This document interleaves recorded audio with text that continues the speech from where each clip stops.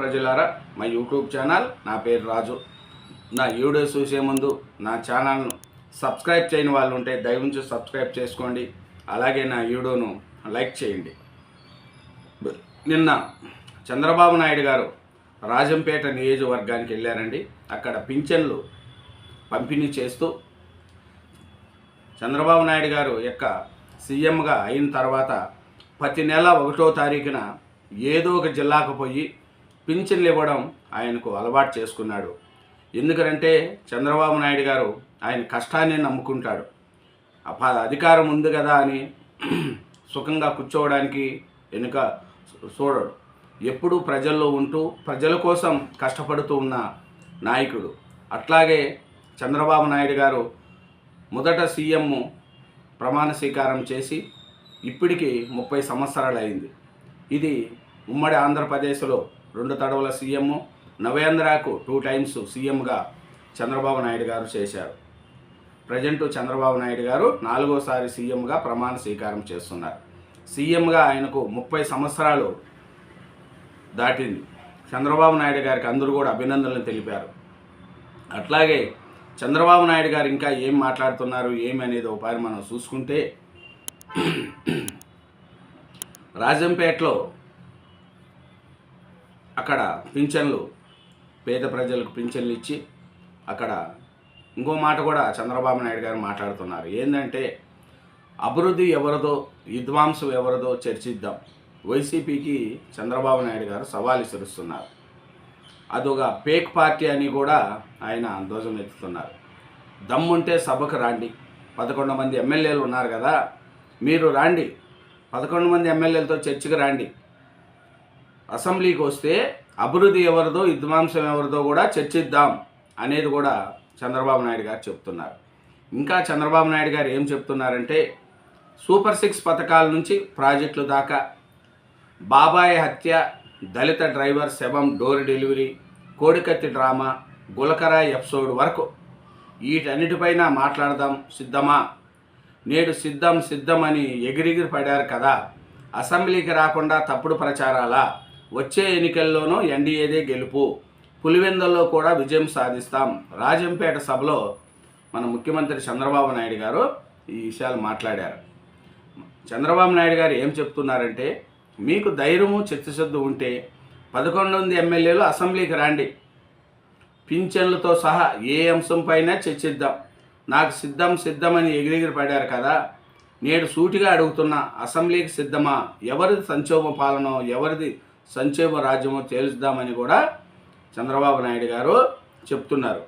అట్లాగే బాబాయిని ఎవరు చంపారు, దళిత డ్రైవర్ సుబ్రహ్మణ్యం డోర్ డెలివరీ ఎవరు చేశారు, కోడికత్తి డ్రామా, గులకరాయి డ్రామా, వీటన్నిటిపై కూడా చర్చిద్దామనేది కూడా చంద్రబాబు నాయుడు గారు చెప్తున్నారు.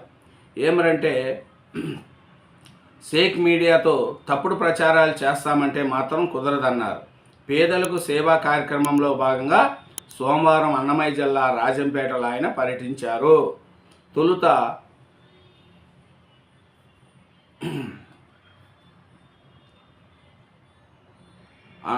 14 ఏళ్ళగా పైగా మంచంపై జీవనం సాగిస్తుందంట ఒక మహిళ.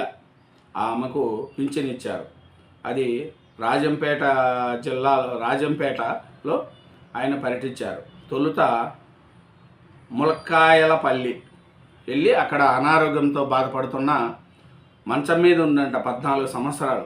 ఆ మహిళను కూడా ఆయన చేసిచ్చారు. ఇంకా ఏమంటున్నారంటే చంద్రబాబు నాయుడు గారు 30 ఏళ్లలో ఒకరోజు సెలవు తీసుకోలేదు. తొలిసారి సీఎం అయినప్పుడు పింఛన్ 75 రూపాయలు చేశా.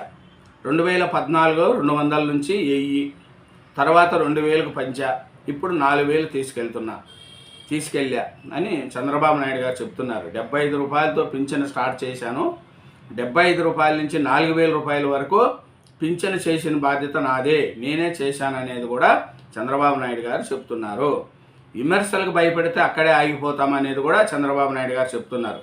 కొత్తగా ఆలోచిస్తే ఉత్తమ ఫలితాలు అనేది కూడా చంద్రబాబు నాయుడు గారు చేస్తారు. ఆయన ఏమనంటే, ముందు ప్రణాళికలు, ప్రజలకు మంచి జరుగుతుందంటే ఎంత దానికైనా ముందుకెళ్తాడు. ఇప్పుడు హైటెక్ సిటీకి వెళ్ళేటప్పుడు చూడండి, అందరూ కూడా విమర్శ ఇచ్చారు. ఇంకా ఇప్పుడు మొబైల్ కావచ్చు, ల్యాప్టాప్లు కావచ్చు, కంప్యూటర్ యుగం వస్తుందంటే ఏం కంప్యూటర్ అన్నం పెడుతుందా కూడా అన్నారు. కానీ ఆయన ఏ పొద్దు పట్టించుకోలేదు. ప్రజలకు మంచి జరుగుతుందంటే ఎంత ముందుకైనా వెళ్ళగలుగుతాడు చంద్రబాబు నాయుడు గారు.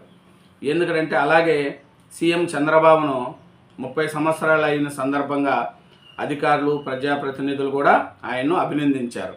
అభినందిస్తూ ఇంకా ఏం చేస్తున్నారంటే చంద్రబాబు నాయుడు గారు ఎలాంటి వాడంటే మొండి. ప్రజలకు మంచి జరుగుతుందంటే ఎంత దూరమైనా వెళ్ళగలుగుతాడు, భయపడడు.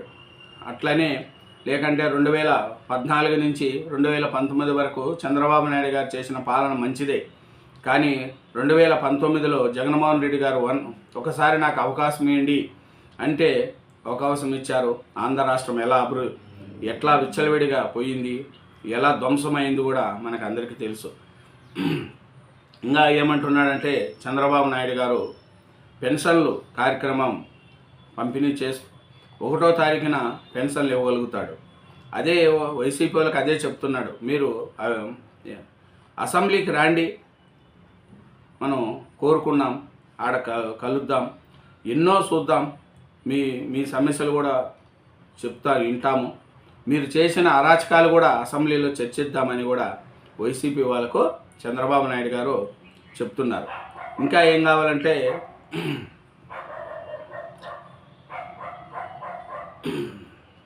పుట్టపర్తి సాయిబాబా ఒకసారి నన్ను పిలిచి, అందరినీ పిలిచినట్లే నన్ను బంగారుని పిలిచి పుట్టపర్తి చుట్టుపక్కల తాగునీటి సమస్య గురించి మాట్లాడాడు. తానే తాగునీటి ప్రాజెక్టులు నిర్మిస్తానని, ప్రభుత్వం వాటి నిర్వహణ బాధ్యత చూడాలని కోరారు. నేను సరే అన్నాను అని చంద్రబాబు కూడా విమర్శించారు. ఇంకా కులవృత్తుల వారికి చేయూతనిస్తున్నారు, అట్లే పింఛన్లు పెంచాడు. ఇంకా ఏం చెప్తున్నాడంటే రాజంపేటలో అందరికి కూడా మంచి చేస్తాననేది కూడా చూస్తున్నాడు. రాజంపేట మండలం ములక్కాయపల్లిలో సుమారు 14 ఏళ్లుగా మంచంలో జీవం సాగిస్తున్న సుమిత్రమ్మ 55కు ముఖ్యమంత్రి స్వయంగా 15,000 రూపాయలు దివ్యాంగ పింఛను అందజేశారు. ఆమె అనారోగ్య సమస్యను అడిగి తెలుసుకున్నారు. ఆమె భర్త వెంకటేశ్వరరాజుతో మాట్లాడాడు. తాను ఆటో నడుపుతూ జీవనం సాగిస్తున్నానని, భారీ అనారోగ్యం వల్లే మంచానికి పరిమితం అవడంతో అష్ట కష్టాలు పడుతున్నానని రాజు చెప్పారు. చూడండి, ఆయన 15 ఏళ్ల నుంచి 14 ఏళ్ళ నుంచి మంచంలో ఉన్నారంట.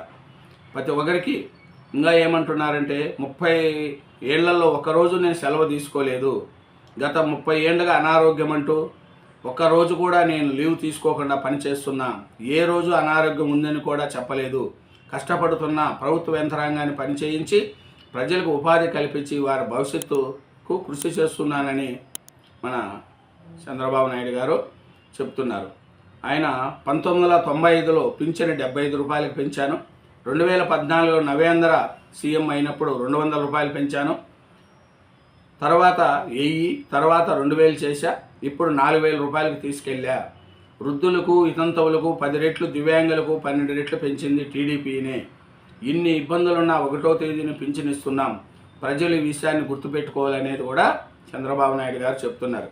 ఇంకా చంద్రబాబు నాయుడు గారి గురించి సీఎంకు గవర్నర్ అభినందనలు. చంద్రబాబు ప్రజలకు మరింత కాలం సేవ చేయాలని, భగవంతుడు ఆయనకు మంచి ఆరోగ్యం కల్పించాలని రాష్ట్ర గవర్నర్ అబ్దుల్ నజీర్ ఆకాశించారు.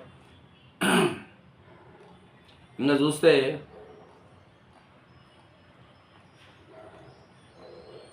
డిప్యూటీ సీఎంను కలిసిన ఈహెచ్పి నేతలు. ఇంకా పవన్ కళ్యాణ్ గారు కూడా చంద్రబాబు నాయుడు గారిని అభినందించారు. ఇంకా పరిస్థితి చూస్తే టీడీపీ కార్యాలయంలో సంబరాలు అనేది కూడా తెలుస్తుంది.